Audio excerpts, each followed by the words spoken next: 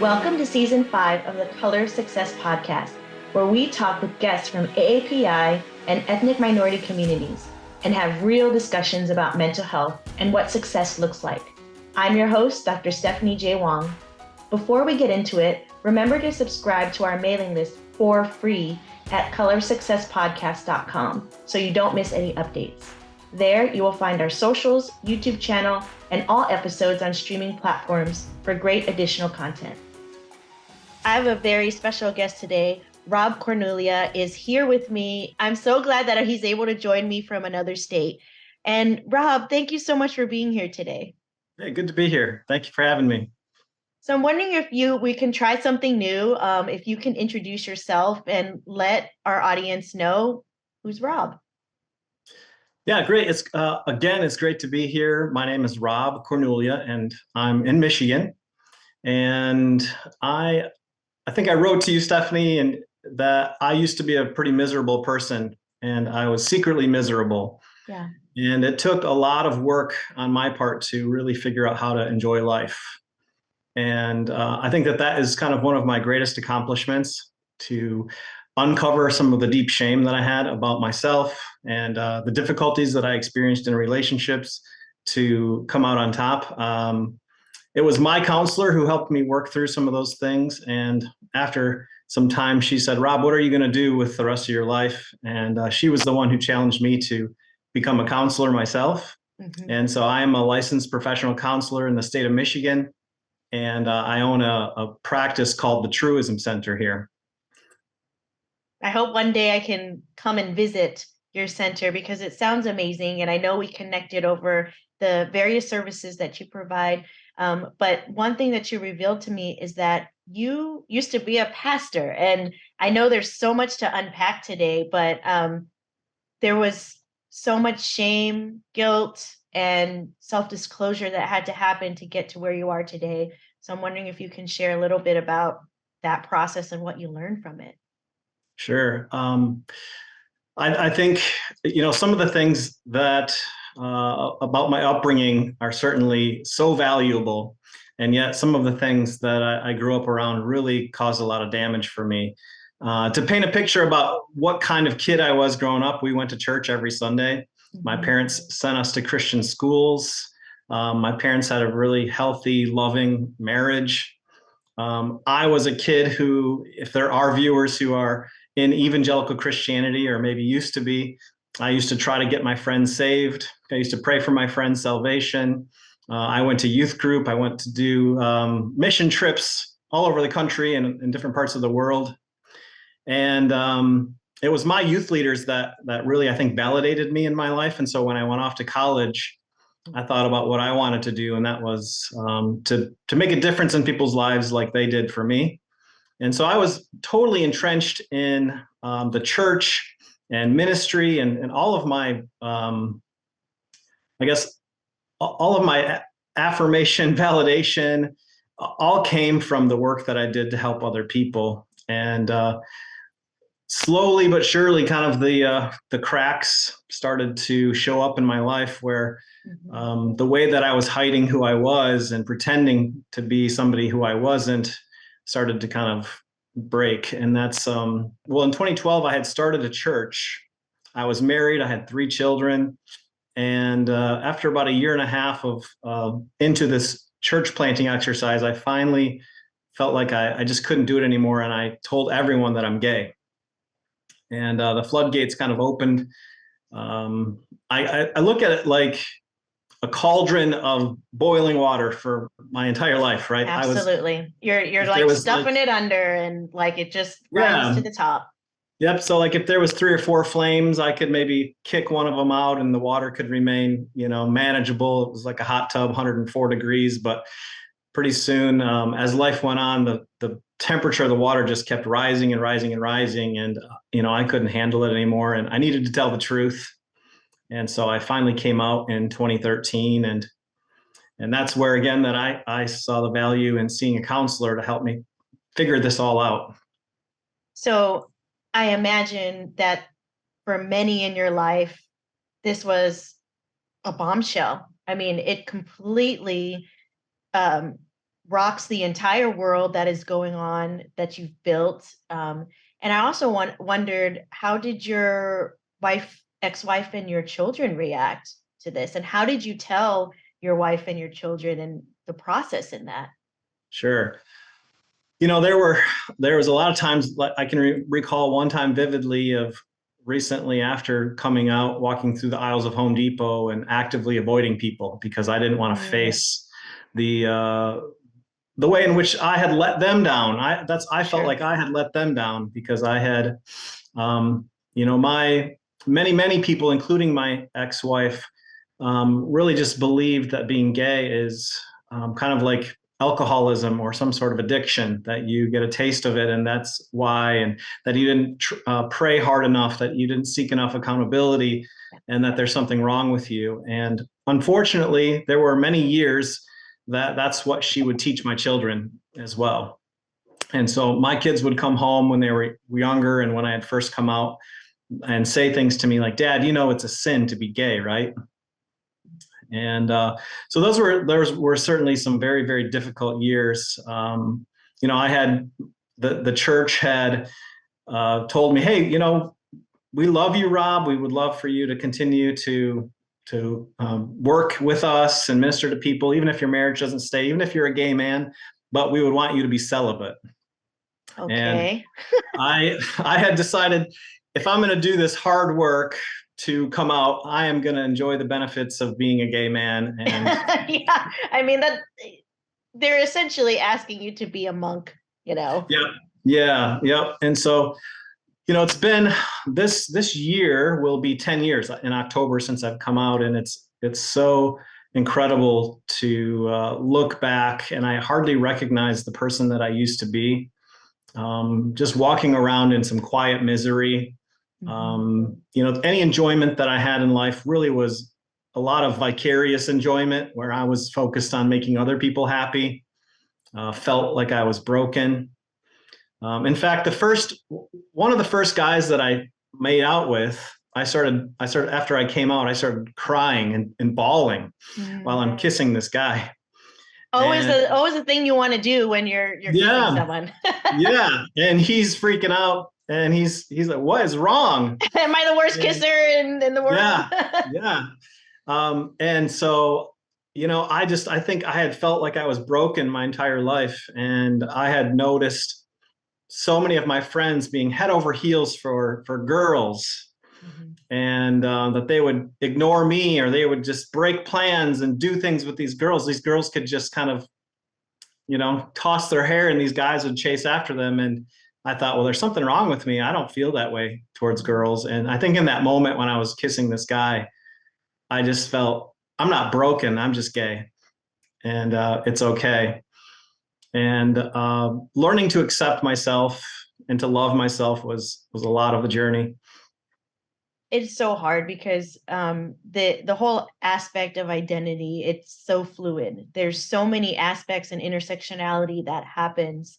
And so I imagine that there is the community factor, the family factor. How did you move through that process from being essentially pathologized, told that who you are attracted to is a sin? Like, how did that process then move towards more of healing with your family? Oh man, one of the first videos that somebody had sent to me, a really good friend sent me, a life-giving, kind person, because I had a lot of people that were not very kind. Right. In fact, I had a friend who sat with me at Qdoba, and when I told him, he kind of choked on his food and he put his fork down and he basically said, Rob, I don't know how to respond to this, and I'm going to have to leave and really think on this. And he just got up and left. Wow. And it's been 10 years I haven't heard from him. So there were those painful things, but people who really cared about me called and said, Rob, I don't care that you're gay. I love you. And one of these people had sent me Brene Brown's video called The Power of Vulnerability. Yes. And I watched that video over and over and over again. And I knew immediately exactly what my struggle was. And that was that I had to rid my life of shame, and that I was no longer going to apologize for who I was and that I was going to be vulnerable. And so instead of running away from that feeling of shame, because shame says, hey, you got to run, you got to hide, I took that as a challenge to myself that, when I saw shame showing up in my life, that was an indicator that I was going to fight against it. And my tool to fight against it was to be vulnerable. And so I would then at times have to fake it till I make it. So like an example of that might be I was a bartender for a little while, and I was telling one of my patrons that I was heading to Costa Rica on a vacation. And this person said, "Oh, you and your wife are going to have a really great time." And I felt shame coming up, and I felt like I should hide and I should lie and say, "Oh yeah, yep, we are going to have a great time." And I was determined to normalize my experience and afford myself the position that everybody else has in life to talk about whom they love. And so then I would just choose, amidst the discomfort that I would feel, to be vulnerable, to say, no, actually, I'm going with my boyfriend. And all of the fears that I had about, somebody reaching across the bar and punching me or spitting at me or condemning me all went away as I practiced that, because I realized that most people have better things to do than care about what's going on in your bedroom. And, wanting to acknowledge that there is real danger in certain situations or environments. And so many of my friends who have come out at different times in their lives have talked about straight acting, so that they kind of quote unquote fit into the environment, because sometimes there is a very homophobic vibe to a place where people can attack. I know it's not a one size fits all approach, but how do you decide when there is some psychological or physical safety, to be able to disclose that versus kind of keeping it to yourself? Sure. I want to be super sympathetic to people. Even my boyfriend, when I started dating him, he wasn't out to his family. Mm. And when I would maybe complain at some point, like, oh, when are you going to tell your parents about me? He would say, hey, mister, how long did it take you to come out? Touche. Yeah. And so I can speak of the incredible value that I have had in living authentically and not being ashamed. And I would hope and wish for that for everybody, even though it can and will cause tremendous pain. I have a friend who he's often said this to me. He said, Rob, one of my greatest fears is that people would reject me when I came out. Mhm. And it was legitimate fear, because people did reject him. And that will happen to some people. And so on one hand, I would counsel, or I would tell somebody that this is going to be very hard, but it's worth it. And on the other hand, you have to do it in your timing. And if you don't have the support that's there, if you feel that you're in danger or these things, then you need to be able to find like a trusted counselor. You need to build yourself a support group that can help. And it's worth it if you can. Mm-hmm. And to be really clear, because these programs unfortunately still exist where people are sent to, like you even alluded to, like fix an individual or get rid of the sexual attraction and all Sure. those things. And so those do not work, people. Research backed does Yep. not work. And it's very, I'll take a very blunt stance. It's very immoral. I mean, just to Yeah. force someone to say that you are broken, let me fix you, that doesn't work. So just want to be very clear about that. And you talked about your counselor being very integral in helping you process these things. Can you speak a little bit about what aspects of therapy were helpful to you? Because I think there is fear there that they could go to a therapist and disclose, and they're like, well, let me give you all this homework and these theories on how to change yourself. So what Sure. could Yeah. people be open to and looking for with a therapist? I'm very cognizant of that, because especially in West Michigan, we have a very religious culture. There are several seminaries in West Michigan. A lot of the counseling organizations, even in West Michigan, are rooted and based in a lot of church-oriented I guess people who are part of evangelical Christian churches, and so people in the LGBTQIA community are triggered in questioning whether this is going to be a safe place for them. And so typically when you are looking for a counselor, you want to see that they make some sort of statement that they are allied, or maybe that they are part of the community as well. Because certainly that is a fear. I'm also a part of an organization called the Christian Closet, which helps people who are trying to reconcile their Christian faith with their sexuality. And because people who go to a Christian counselor, they may fear that they're going to tell them, hey, you need to give up your homosexuality. If you go to a secular counselor, they may say, well, you need to give up all these beliefs that you have. And so, our niche with people is people who are trying to figure that out for themselves. How do I reconcile these two things? And I want to hold them in tension with one another. And again, this is the first time we've really talked about the intersectionality of religion and sexual orientation on the show, which is amazing. And that's why when we talked, you're like, what can I offer your audience? I'm like, you can offer quite a bit, Rob, in terms of looking at intersectional identities. And so wanting to make it clear that obviously not all churches and spirituality is bad, because there's a lot of protective factors in it. But that whole idea of, can you feel accepted in your environment and find a place to, like you said, authentically be yourself is a basic human need. And so, and the larger societal context, it's not as easy as just moving out of Michigan, right? There are pockets of communities to really connect to. So can you talk a little bit more about what your center does and what specialties they actually help folks with? Sure. I think it was one thing that really helped me solidify some things is when I was doing my training to become a counselor. And we talked about Carl Rogers, who is a theorist, and his premise for counseling is unconditional positive regard. And I don't know the percentage that he states, but there's a very large percentage where he believes that as long as the therapist can demonstrate unconditional positive regard to the client will be affirmed, and that'll give them the environment that they need to solve their own problems, right? That to help them figure it out. I joke with my clients sometimes that you couldn't pay me enough to live your life for you. But I want to all in fun, Yeah, all in fun with the right clients and the right rapport. I may say that, but I want to give people the ability to help themselves and create an environment where they feel unconditionally loved and accepted. And so we make it a point at our center to make some statements about that specifically for LGBTQ communities. I did some sex therapy training in San Francisco. And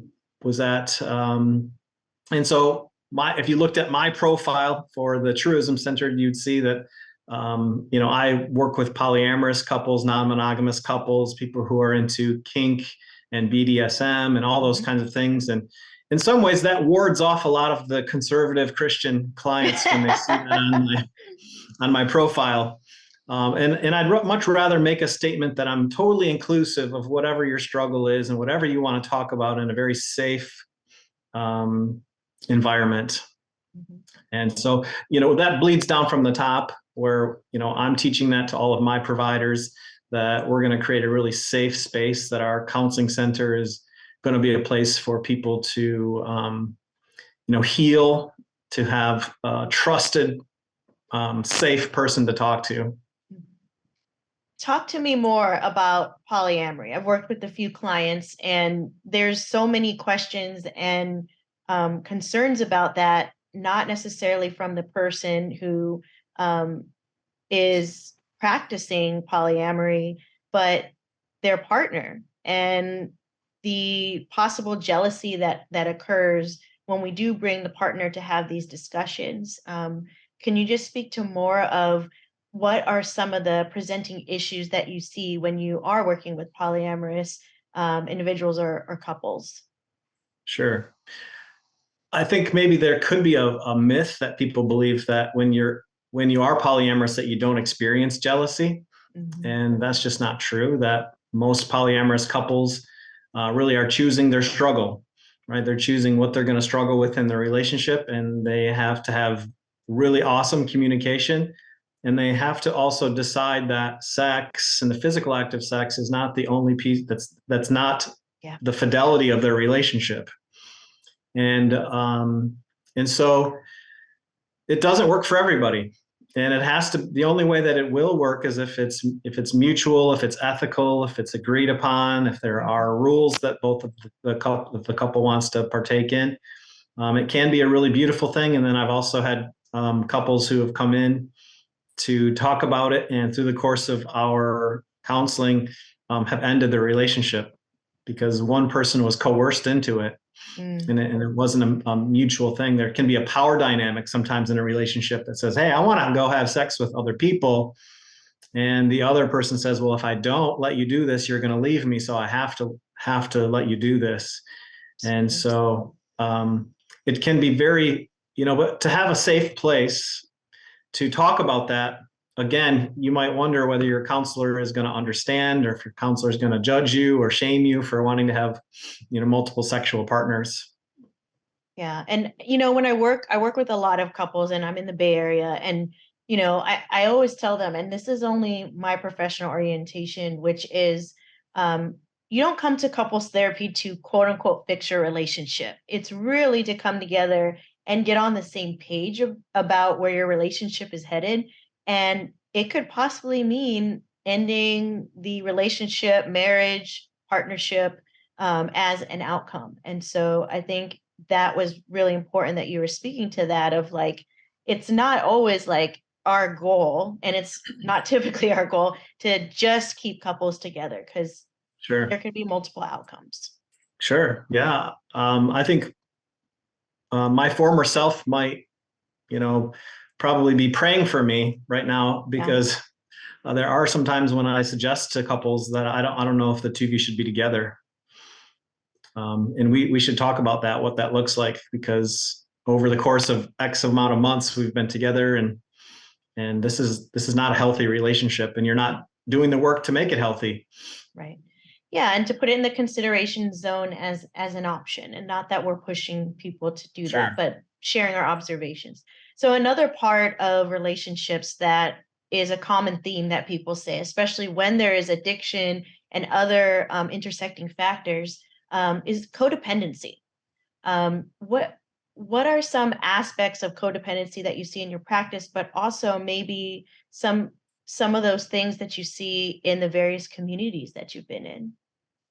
Well, I jumped out of evangelical Christianity into what I thought would be this really kind and loving homosexual community, right? Because we've all been judged and marginalized and things. And I realized that people are people no matter where you go, and you're going to have good people here and not so good people here, and good friends here and people who are backstab you over here, in a lot of different environments. And so um, I suppose one of the things that's lacking too is that we don't have a lot of really great examples of homosexual couples. We're starting to see more and more of that in media and culture, Mm-hmm. but growing up, I didn't have any examples of what it looked like for two men to be in a relationship together in a happy, healthy way.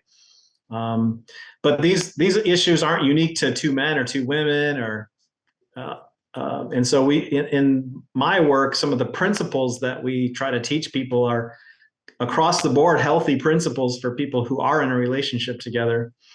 And so when it comes to codependency, I use a lot of the work of Dr. David Snarch. He wrote a book called Passionate Marriage, and I like to talk to people about becoming a highly differentiated couple, which is first recognizing the emotional fusion that's happening in the relationship, which is another word for codependency. Mm-hmm. And then talking with the folks about, how do they navigate these two basic needs that people have. One is to be autonomous, and you don't want to lose your own identity in a relationship. And also, you don't want to lose your ability to connect with one another.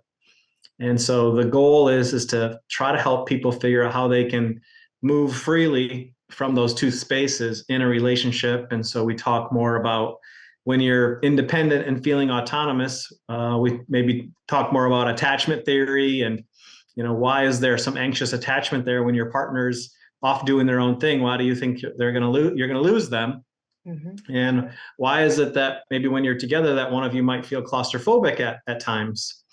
And so how can you navigate that, negotiate that together, talk about some of those feelings, and acknowledge those things as part of the work that we begin when we're helping people kind of work through some issues of codependency.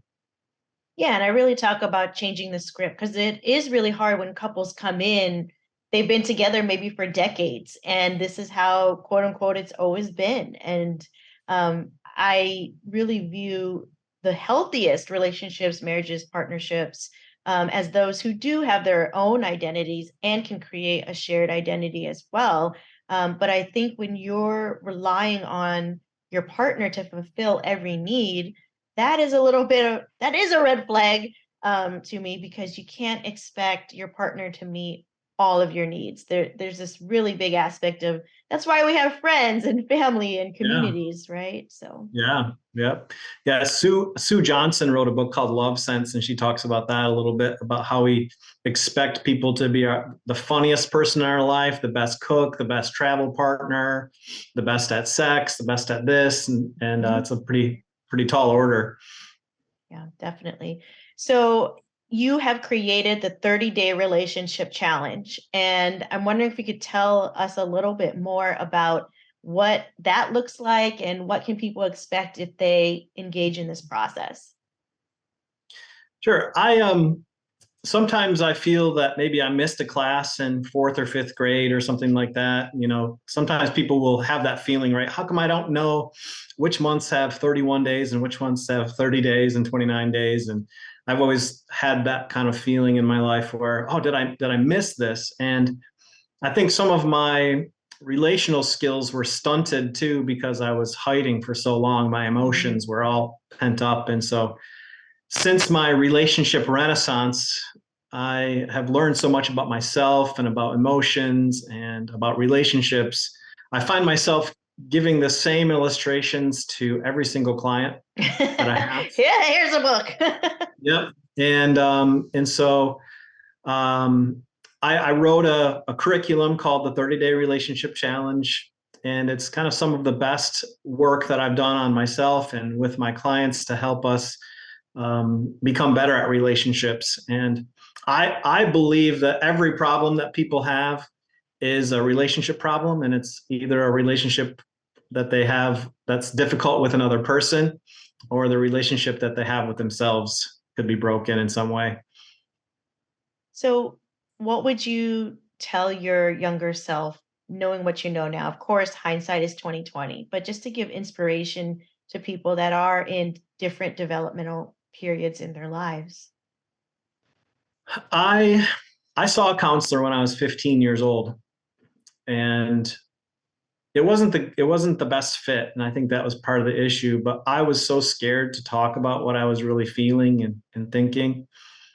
And my encouragement to myself would be to talk to someone. I wish that I could have really opened up to someone when I was younger about what I was really experiencing and what I was feeling.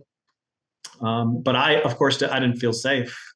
I was, even in high school, I was being shown videos of people who were dying of AIDS and how that was tied to God's wrath, and that was God's punishment towards homosexuals. And so I give myself a lot of grace in that respect and compassion. But my best advice is to find someone to talk about it. And if it takes you, I don't care how long it takes you to build courage, but having somebody that will walk alongside of you to help you with some of those emotions and building some coping skills and some strategies together, take as long as you need. That's great.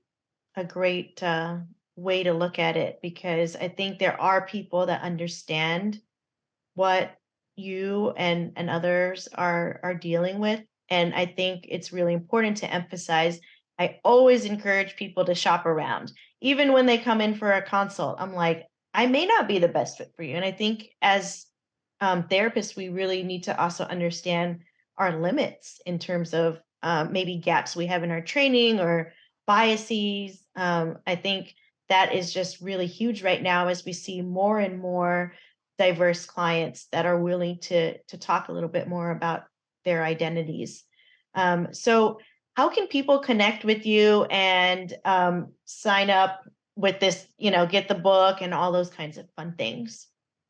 Sure. We have a landing page at truismcenteredlife.com, and people can sign up there if they'd like to take the 30-day relationship challenge. They can find our center at thetruismcenter.com. And I think my socials will be posted on with your socials if people want to follow. Sometimes I make TikTok videos. Sometimes I'm inspired, and sometimes I give up because I have a zit on my face or not feeling too good about myself or something like that. It's hard to stay up with that stuff. But yeah, I would love to connect with people and would love to continue to encourage people to have healthy relationships. And there's all kinds of strategies that people can include into their lives to help them be in reciprocal, life-giving, encouraging relationships. And everyone deserves that and everyone needs that.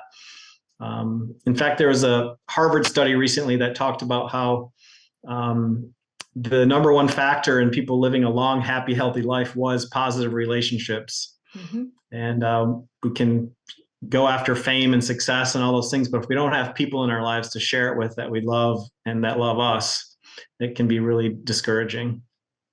And that's exactly what we see with a lot of lottery winners, right? Is that when they get the money, they think, oh my God, all my problems are solved. And then you're still going to pretty much continue the same behaviors. You just have more money now. And many end up broke and depressed. So we do. But there are people who have done things differently, that have great partnerships and just don't go, rock star with their money. And it's shown that there's different ways to live and to, excel. So I imagine, and I've been asking everyone this season, what does success look like to you now? Oh, I think being present with my kids, being present every day is something that I really fight to try to do. And having a really great work-life balance. I don't necessarily feel like working hard. I like to work smart. I like to have a lot of time with family and friends, and I love to travel. And those are kind of some of the things that I love to do that are going to make me feel like I'm living a great life.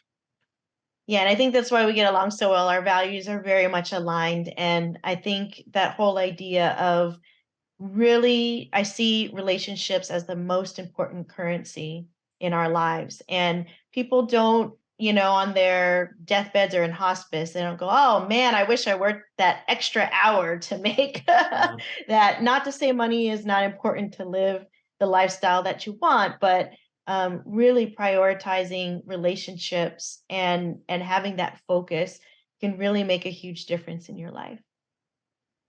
Yeah, I love that.